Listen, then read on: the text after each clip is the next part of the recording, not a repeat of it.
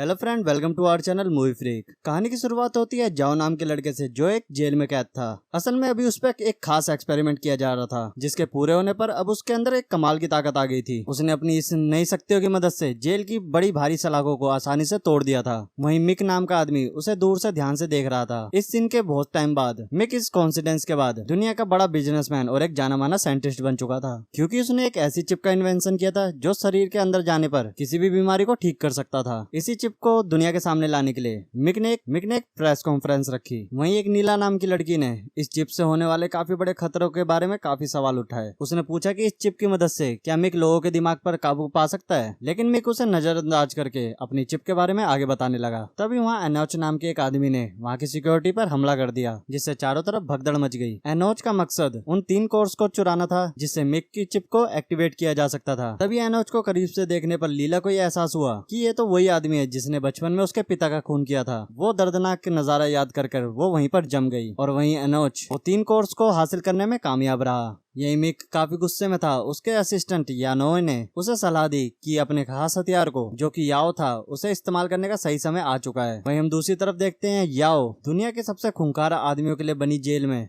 कैद था। तभी मिक ने उसे पेरोल पे बाहर निकलवाया, क्योंकि सिर्फ याओ ही उसके मिशन को पूरा कर सकता है। जेल में कैद होने से पहले याओ मिक के लिए लोगों का कत्ल करता था, लेकिन एक दिन वो अपनी पत्नी के साथ भाग निकला, लेकिन बदकिस्मती से उसने इसे पकड़कर जेल में डाल दिया। लेकिन अभी याओ को मिक के पास ले जाना आसान नहीं था, क्योंकि यहाँ पर याओ ने मिक के आदमियों पर हमला करके सभी को वहाँ मार डाला और उनकी गाड़ी लेकर वहाँ से निकल गया। अभी वो कितनी भी दूर जाता तो भी कोई फायदा नहीं था, क्योंकि गाड़ी में ट्रैकर लगा हुआ था। तो मिक के आदमी उसे चारों तरफ से घेर कर उसे पकड़ के मिक के पास ले ही आते हैं। इसके बाद जब याओ की आंख खुली तो मिक के हेडक्वार्टर में था, जहाँ उसे उसकी पत्नी और बच्चे दिखाए गए। अब यहाँ पर मिक ने अपनी स्क्रीन के जरिए मिक को एक नया मिशन बताया और उसे धमकाया कि अगर मिशन में कुछ भी गड़बड़ी हुई तो हम तुम्हारे बीवी और बच्चों को हम मार डालेंगे। अभी याओ के पास यहाँ पर कोई चारा नहीं था, इसीलिए वो ना चाहते हुए भी मिक के लिए काम करने के लिए तैयार हो गया। तभी उसे बताया कि मिस्टर एनोच उसके साथ ही मो से वो 3 मेन कोर्स चुरा के लाने हैं। इसके बाद मिक ने उस दिन की फुटेज दिखाई जब वो कोर्स चोरी हुए थे। अब उस सीसीटीवी को देखते समय याओ की नजर लीला पे पड़ी,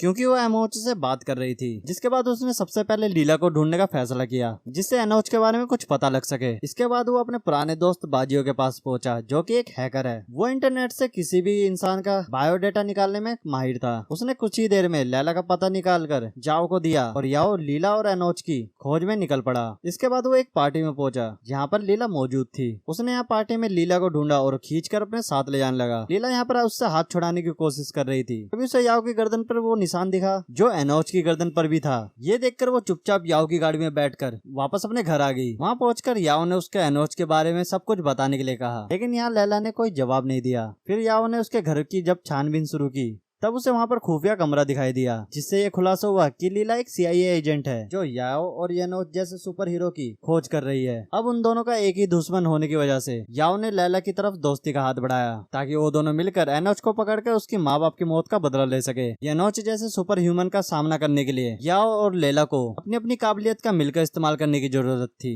इसके लिए लैला भी तुरंत राजी हो गई। अब याओ के पीठ पीछे मिक ने उसकी पत्नी के भी ऊपर एक्सपेरिमेंट करके उसकी गर्दन पे अपनी चिप डाल दी और यहाँ तक कि उसका लाइव ब्रॉडकास्ट काफी सारे देशों के अमीर रईसजादों को भी दिखाया। और दूसरी तरफ याओ जो इस बात से बिल्कुल बेखबर होकर 3 कोर्स को ढूंढने में लगा हुआ था। अब उसकी खोज में याओ और लैला चाइना के एक शहर में पहुंचे। लैला ने अपने कॉन्टेक्ट की मदद से यहाँ शहर के सभी CCTV कैमरों की फुटेज लेकर एनोच का पता ढूंढ निकाला, लेकिन एनोच को उनके वहाँ आने की भनक लग चुकी थी, इसलिए वो पहले ही वहाँ से फरार हो गया। याओ ने उसका पीछा करने की कोशिश की, लेकिन वो भीड़ में कहीं गुम हो गया। इसके बाद एनोच जब अपने अड्डे पे पहुंचा तो उसने देखा कि याओ तो पहले से ही वहाँ मौजूद था, जिसके बाद दोनों के बीच में काफी जबरदस्त हाथापाई शुरू हो जाती है। लेकिन यहाँ पर एनोच एक मोटरसाइकिल लेकर भाग निकला। अब यहाँ जाने से पहले एनोच ने याओ की गाड़ी में एक बॉम्ब फिट कर दिया था, जो एनोच से दूर होते ही फट जाएगा, लेकिन याओ भी बाइक लेकर उसके पीछे चलता रहा। जिसके बाद वो दोनों एक पहाड़ी पर आ पहुंचे, जहाँ पर एक काफी बड़ी चट्टान गिरी हुई थी। यहाँ एनोच के पास कोई दूसरा रास्ता नहीं था, इसीलिए वो बिना सोचे उस चट्टान से कूद गया। कूदते समय उसने याओ की घड़ी पे लगे बॉम्ब को एक्टिवेट कर दिया। ये देखकर याओ भी उसके पीछे पहाड़ी से नीचे कूद पड़ा। जिसके बाद वो एनोच अप्रोच से वो 3 कोर वापस पाने में कामयाब रहा। उसने घड़ी को येनोज के साथ ही खाई में फेंक दी और खुद ऊपर चढ़ गया। दूसरी तरफ लैला को मिक के आदमियों ने चारों तरफ से घेर लिया था,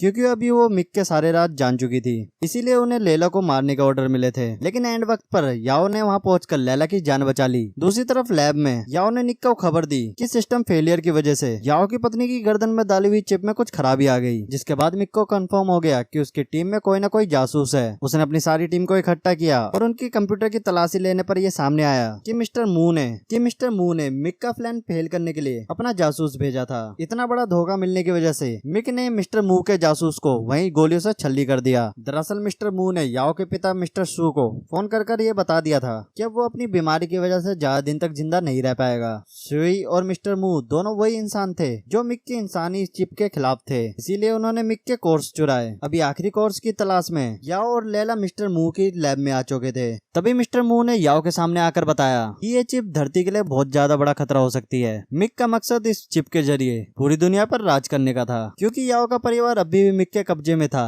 इसीलिए वो उसे मिस्टर मू के खिलाफ जाना पड़ा। अभी अचानक उसे एहसास हुआ कि उसके सामने बैठा आदमी मिस्टर मू नहीं बल्कि कोई बहरूपिया है। इससे पहले वो कुछ कर पाता, मू के आदमियों ने याओ को बेहोश कर दिया था। अभी जब उसकी आंख खुली तो उसके हाथ पांव बंधे हुए थे। यहाँ लैला को भी मुंह के आदमियों ने बंदी बना लिया था। उन्होंने लैला के सामने याओ के ऊपर अत्याचार करना शुरू किए ताकि लैला मेन कोड उनके हवाले कर दे। बड़ी कोशिशों के बाद भी वो याओ की ऐसी बुरी हालत नहीं देख सकी और लैला ने उन्हें मेन कोड का पता बता दिया। याओ अचानक से उनकी कैद से निकलने में कामयाब हो गया। वहाँ से निकलते समय उसका सामना अपने खास दोस्त से हुआ, लेकिन मजबूरन उसे अपने मिशन के खातिर अपने दोस्त से हाथापाई करनी पड़ी। पहले तो याओ हारने ही वाला था, लेकिन अचानक उसके शरीर में ऐसी ताकत आ गई कि उसने कुछ ही पलों में अपने दोस्त को धूल चटा दी। इसके बाद वो सीधा मिस्टर मू के हेडक्वार्टर पहुंचा, जहां उसकी मुलाकात असली मिस्टर मू से हुई, जहां पर मू ने मिक की चिप से होने वाले खतरे के बारे में याओ को बताया। तब याओ को यहाँ पर सही और गलत के बारे में पता चला। यहाँ मू ने बताया कि उसके पीठ पीछे मिक ने उसके पत्नी और बच्चे के शरीर में भी उस चिप को डाल दिया। इसलिए याओ की मदद करने के लिए मिस्टर मू ने और सुई ने एक ऐसा डिवाइस बनाया था जिसे मिक की बिल्डिंग पर ले जाकर उसकी सारी चिपें खराब की जा सकती है। ये मिशन देकर मिस्टर मू की उसकी बीमारी के कारण उसकी मौत हो गई। इसके बाद याओ और लैला मिक की लैब में पहुंचे। यहाँ अपने बेटे को देखते ही सुई ने अपने बेटे से माफी मांगी, लेकिन याओ अपने बाप से अभी भी बहुत गुस्सा था, क्योंकि बचपन में याओ को एक ऐसे एक्सपेरिमेंट का हिस्सा बनाया। यहाँ सुई ने याओ को समझाने की कोशिश की कि वो मिक के बुरे इरादों को नहीं जानता था, लेकिन फिर भी ये बात सुनकर याओ को कुछ भी फर्क नहीं पड़ा।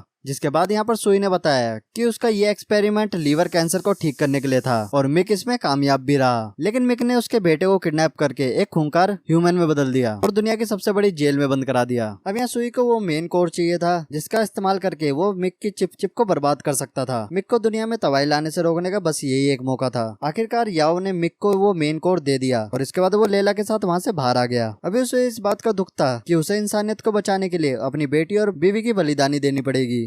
उधर सुई ने तुरंत चिप को खत्म करने का काम शुरू किया। तभी मिक के आदमियों ने वहां हमला करके उसे मार डाला। जिसके बाद वो तीनों कोर वापस से मिक के कब्जे में थे, जिसकी मदद से उसने अपनी चिप को एक्टिवेट करने का काम शुरू कर दिया। उसी पल से लोग धीरे धीरे करके उसका हुक्म मानने लगे। इधर याओ और लैला को एहसास हुआ कि उन्हें जल्दी ही कुछ करना होगा। इसे रोकने के लिए उन्हें सुई के बनाए हुए प्रोग्राम को मिक की बिल्डिंग में लगे कंट्रोल सिस्टम के अंदर इंस्टॉल करना होगा। तभी लैला ने तुरंत मिक की बिल्डिंग के सीसीटीवी कैमरा को हैक किया और इधर याओ ने भी बिल्डिंग के अंदर घुसने का रास्ता साफ करना शुरू कर दिया। तभी उसके बाद याओ का सामना मिक के सबसे खतरनाक गुंडे रिक से हुआ। याओ ने अपनी सुपर ह्यूमन पावर की मदद से रिक को ठिकाने लगाया और वो लैला के साथ मिक के लैब तक पहुंच गया। मिक और उसकी टीम पूरी दुनिया में लगे हुए चिप को एक्टिवेट करने वाले थे कि तभी याओ ने वहां पर जाकर उन पर हमला बोल दिया। तभी हमें पता लगता है कि यहाँ पर मिक ने भी मिक की तरह अपने शरीर में सुपर ह्यूमन पावर को इंस्टॉल करवा लिया था। इसके बाद उनके बीच में भयंकर से लड़ाई छिड़ गई। तभी यहाँ मिक ने बताया कि उसकी बेटी जिंदगी और मौत के बीच इस बिल्डिंग की छत के बाहर झूल रही है। इसी दौरान लैला मिक के कंप्यूटर सिस्टम में सुई के बनाए हुए प्रोग्राम को एक्टिवेट करने में कामयाब हो चुकी थी। इसके बाद वो सभी लोग आजाद हो गए जिनके ऊपर मिक की चिप का असर हो रखा था।